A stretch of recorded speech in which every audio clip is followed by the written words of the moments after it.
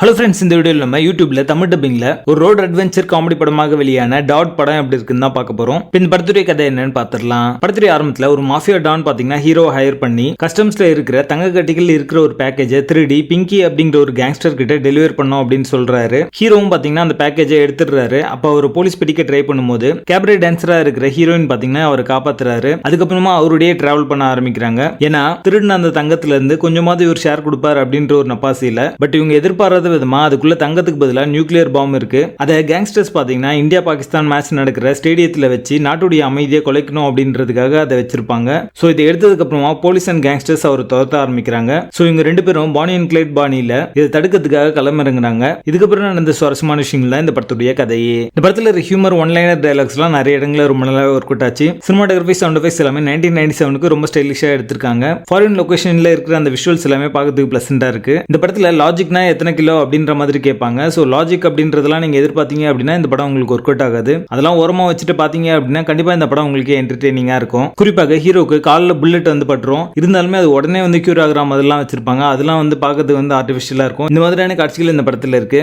Music பொறுத்த வரைக்கும் ரங்கீலா படத்துல இருக்கிற மாதிரியான அதே மாதிரியான டோன்ல நிறைய சாங்ஸ் வந்து இன்ஸ்பயர் பண்ணி வச்ச மாதிரி தான் இருக்கும். எமோஷனல் சீக்வன்ஸ்லாம் இன்னும் கொஞ்சம் பெட்டரா பண்ணிருக்கலாம் அப்படிங்கிற மாதிரி தோணுச்சு. இந்த படமே பாத்தீங்கன்னா 3 hour டியூரேஷன். நிறைய சீக்வன்சஸ் பாத்தீங்கன்னா ரொம்ப டிராக் ஆக தான் செய்யுது. செகண்ட் ஹாஃப்ல கண்டென்ட் இல்ல அப்படின்றதுனால சாங்ஸ் அண்ட் டான்ஸ் நம்பர் வச்சு படத்தை வந்து நகர்த்திருப்பாங்க. பட் இருந்தாலுமே ஃபன் எலிமெண்ட் அப்படின்றது இந்த படத்துல ஒர்க் அவுட் ஆயிருக்கு. சோ ஒரு லைட் என்டர்டெயின்மெண்டா இந்த படத்தை நீங்க ஒரு முறை பார்க்கலாம். படத்துடைய பேசிங் டீசெண்டா இருக்கும். மொத்தத்துல இது ஒரு ஒன் டைம் வாட்சபிள் மூவியா வந்திருக்கு. படத்துல அதர் கண்டென்ட் இல்ல. இந்த படத்தை நீங்க ஃபேமிலியோட பார்க்கலாம். டவுட் படத்துக்கு எங்களோட ரேட்டிங் 5.5 out of 10.